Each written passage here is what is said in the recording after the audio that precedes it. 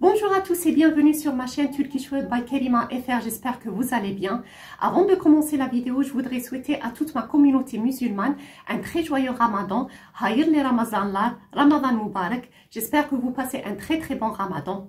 Alors dans cette vidéo, on va faire la comparaison en langue turque. Vous m'avez beaucoup demandé ce cours, donc on va le voir avec beaucoup d'exemples. Donc je sais qu'à la fin de cette vidéo, vous pourrez exprimer la comparaison dans la langue turque.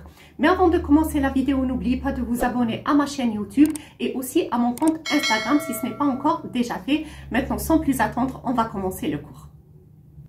Alors, pour exprimer la comparaison dans la langue turque, on utilise ou bien gibi ou bien kadar. Je le répète, pour exprimer la comparaison dans la langue turque, on utilise ou bien gibi ou bien kadar.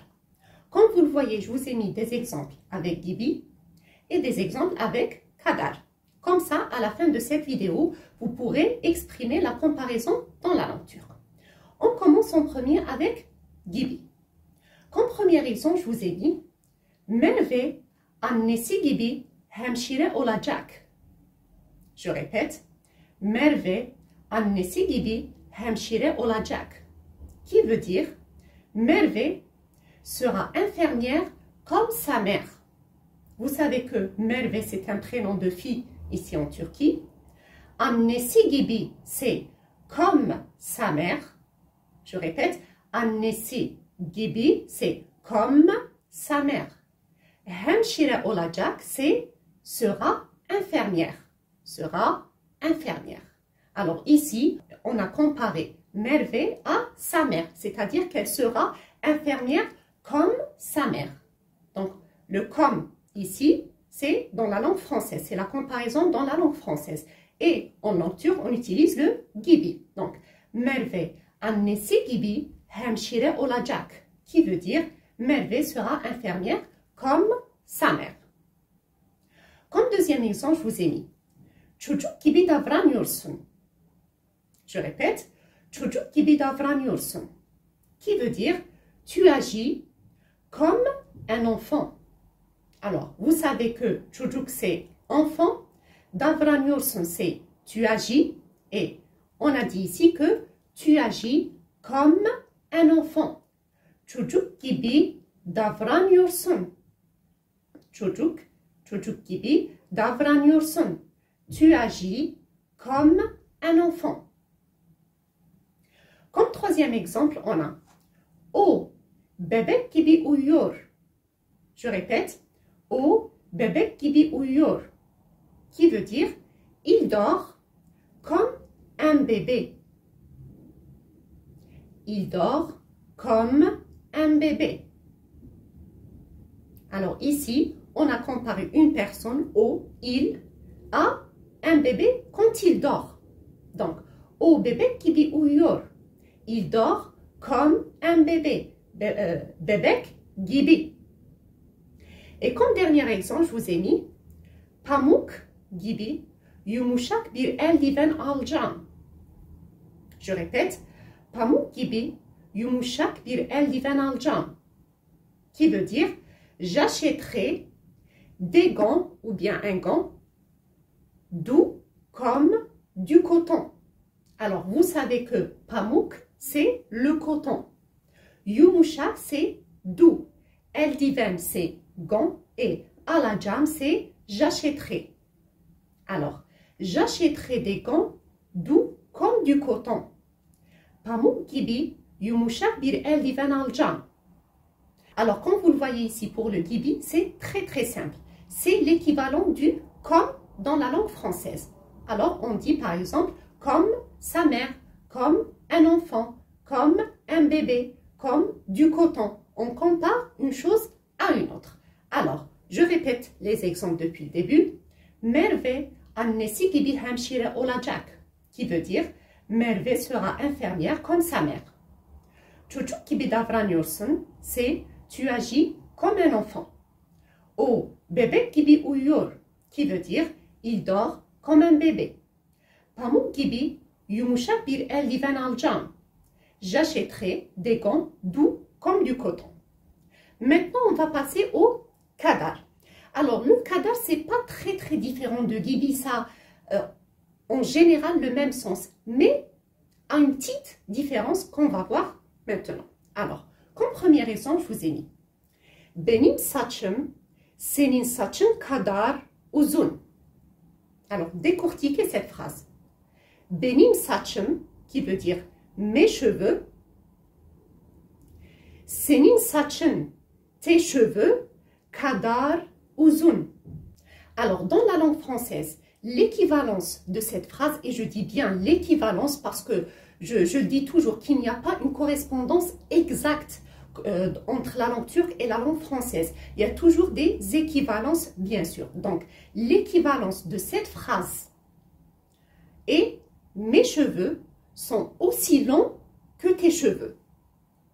Je le répète, « mes cheveux sont aussi longs que tes cheveux ». C'est-à-dire, ils sont longs comme tes cheveux. On revient toujours à la comparaison, comme vous le voyez. Mais l'équivalence, comme on dit, entre cette phrase dans la langue française, c'est bien « mes cheveux sont aussi longs que tes cheveux ». Vous savez que dans la langue française, on exprime ce genre de phrase, c'est-à-dire aussi long que, etc. Donc, c'est « mes cheveux sont aussi longs que tes cheveux », qui veut dire dans la langue turque « benim saçım senin saçın kadar uzun », aussi long que les tiens. On peut dire par exemple ici, pour les gens par exemple qui me disent le qui qu'on rajoute à la fin du mot, etc. Par exemple ici, benim saçım seninki kadar uzun. Alors on peut faire disparaître ici le saçın et mettre le qui veut dire les tiens. Je le répète, on peut faire disparaître ce saçın et mettre le qui pour dire seninki, c'est-à-dire les tiens. C'est juste entre parenthèses. Donc, benim saçım senin saçın kadar uzun, qui veut dire mes cheveux sont aussi longs que tes cheveux. Comme deuxième exemple, je vous ai mis İzmir, İstanbul kadar kalabalık değil.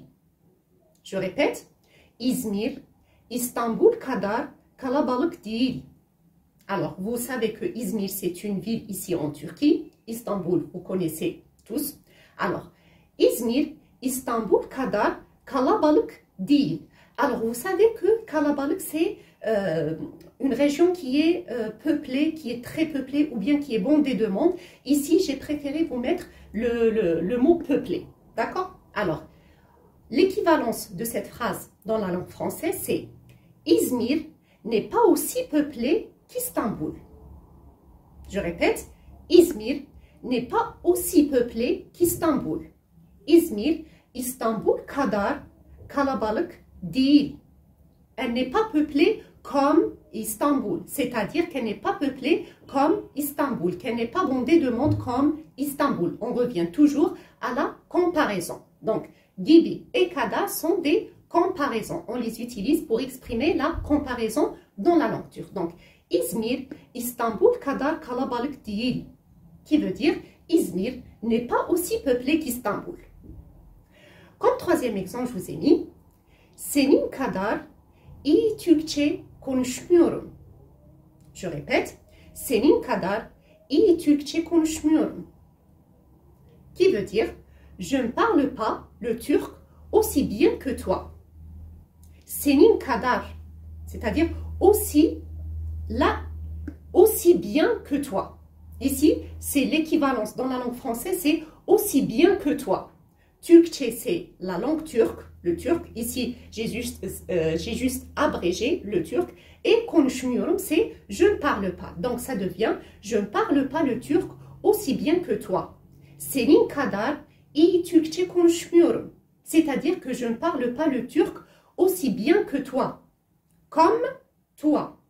Vous voyez la comparaison? Donc, c'est...